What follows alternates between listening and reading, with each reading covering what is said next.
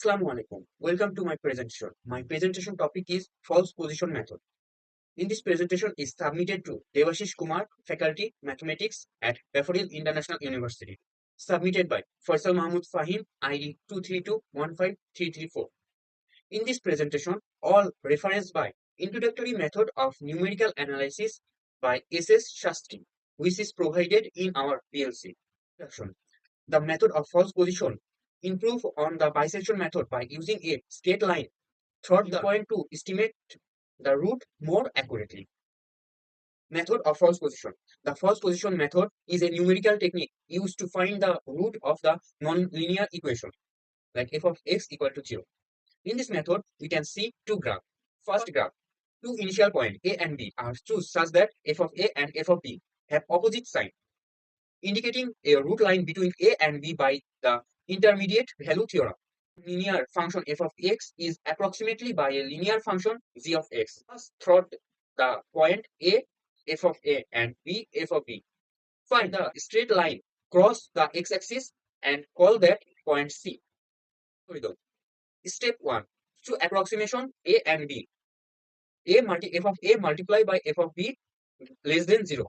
Step 2. Evaluate the value of C using the equation is a f of b minus b f of a divided by f of b minus f of a. If f of c is 0, then c is the root of the equation f of x equal to 0. If f of c is not 0, then the following two cases. Case 1, if f of a multiplied by f of c less than 0, and case 2, f of c multiplied by f of b less than 0. Continue step 2 and step 3 until f of c is 0 or f of x equal to 0. Find a root of the equation x cubed plus x squared minus 1 equal to 0 using false position method. Solution. Let f of x equal to x cubed plus x squared minus 1. Step 1. For f of a equal to 0.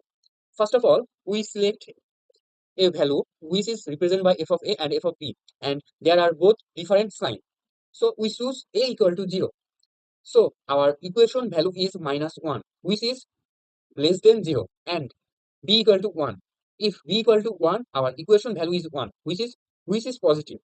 So f of a multiplied by f of b equal to minus 1, which is negative. And f of a equal to f of 0 is negative, and f of b equal to f of 1 is positive. So at least one real root between 0 and 1. Step 2. Find the value of c such that c equal to a f of b minus b f of a divided by b minus f of a. Here, f of a equal to 0 and b equal to 1. So our root equal to 0.5. Step 3. In this step, if f of a multiplied by f of c is less than 0, then we sense b equal to c. If f of c multiplied by f of b less than 0, then we sense a equal to c. Our given equation is x cubed plus x squared minus 1. And we find out the f of a minus 1 and f of b equal to 1. And a equal to 0, b equal to 1. In iteration 1, this value insert into c, which is a f of b minus b f of a divided by f of b minus f of a. And the value is 0.5.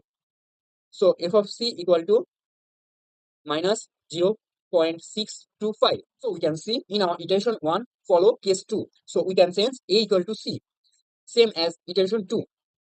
So our a value is 0.5, b same as it is, f of a changed by f of c, which is minus 0.625, and b equal to 1. So in this 4 value we insert into c. The result is 0.69231. So f of c equal to minus 0.18889. And iteration 2 also follow the case 2. So we sense a equal to c, same as next iteration 7. A equal to 0.7475, b same as it is, f of a 0.00042, b same as it is. So the c is 0.75485, and f of c is minus 0.00009. F of c is near to the 0. So our final answer is 0.75485. This is the final root of my given equation x cubed plus x squared minus 1. It's all of my side. Thank you.